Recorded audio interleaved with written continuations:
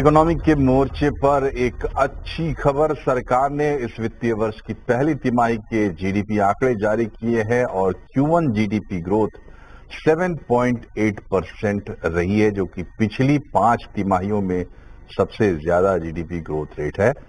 Q1 GDP growth 7.4% से बढ़कर 7.8% पर आई है।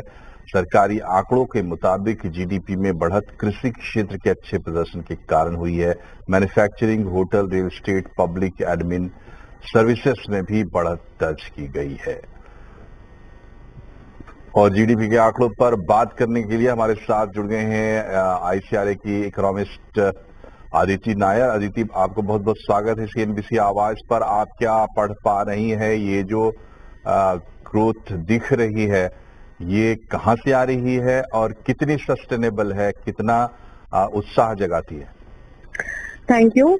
देखिए, हमने ये अनुमान लगाया था कि इस क्वार्टर में 6.7% की जीडीपी ग्रोथ आएगी, तो Q4 से Q1 में हमने एक स्लो डाउन एक्सपेक्ट किया था। As compare to that growth 7.8% पे हाई है और पिछले क्वार्टर के मुकाबले और स्ट्रॉन्ग हुई है। हमारे एक्सपेक्टेशन से बेहतर ग्रोथ आई है मैन्युफैक्चरिंग से और कुछ सर्विसेज सेक्टर से। अब ये सब तो मेरे हिसाब से इज इन द पास्ट।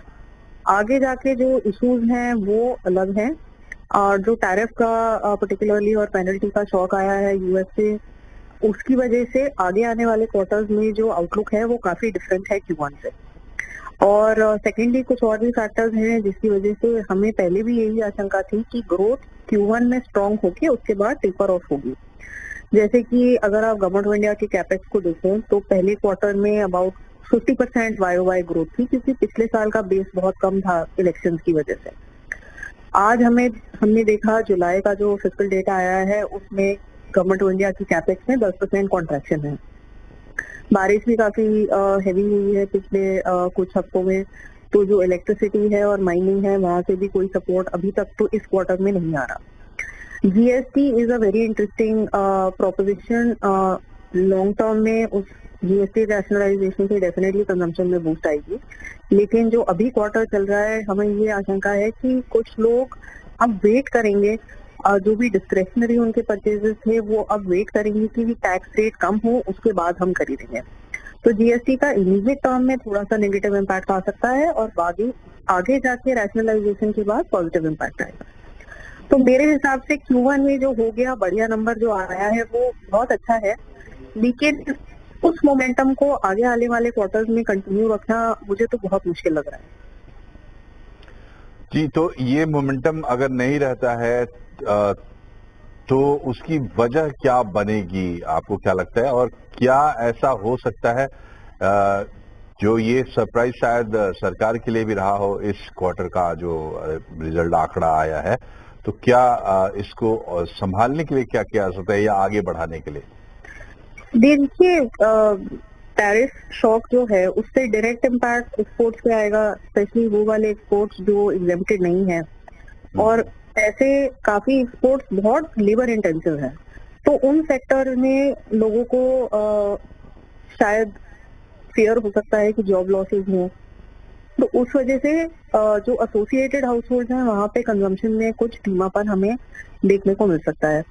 और साथ ही साथ जो प्राइवेट कैपिटल एक्सपेंडिचर है, इस अनसर्टेनिटी के माहौल में काफी सेक्टर्स में बहुत मुश्किल होगा अभी आगे जाके कैपेक्स करना। वो सेक्टर जो एक्सपोर्ट ओरिएंटेड है या जहाँ पे इंपोर्ट सब्स्टिट्यूशन बहुत आसानी से हो जाता है। तो ये कुछ रीजंस हैं जिनकी वजह से हमें लग रहा है कि आगे आने वाले क्वार्टर्स में जो ग्रोथ है वो कम होगी। सेकेंडली, अभी कैपेक्स पे वापस गवर्नमेंट ऑफ इंडिया के कैपेक्स को अगर हम देखें तो जितना कैपिटल एक्सपेंडिचर पहले 4 महीने में हुआ है उसको हटाने के बाद अगर हम एस्टिमेट में जितना बचा रूम है वो देखते हैं, वो पिछले साल से 2% कम है। तो ये भी एक फैक्टर है कि जो ग्रोथ मोमेंटम है वो Q1 होगा और क्या कर सकती है गवर्नमेंट। हमने जो ओवरऑल अनुमान लगाया था, हमें लगता है कि उनके पास अबाउट 1 करोड़ का लीवे है, या तो लोन से टैक्स को अब्जॉर्ब करने का या फिजिकल डेफिसिट को तो अगर आप 50,000 करोड़ देखते हैं कि आपको मार्केट बढ़ा सकते हो या एक्सपोर्टर को आके दे सकते हो, या आप जो अगर पोटेंशियल रेवेन्यू लॉस है इसी की वजह से उसको आप रोक सकते हैं। जी, जी। काफी अच्छे हम इसलिए है कि थोड़ा डिले किया है। ठीक है। बहुत बहुत शुक्रिया आपका आदित्य, हमसे जुड़ने के लिए, बातचीत करने के लिए। तो इकोनॉमी का मामला है, देखना होगा आगे किस तरीके से चीजें अनफोल्ड होती है। बहरहाल हम बढ़ते हैं RIL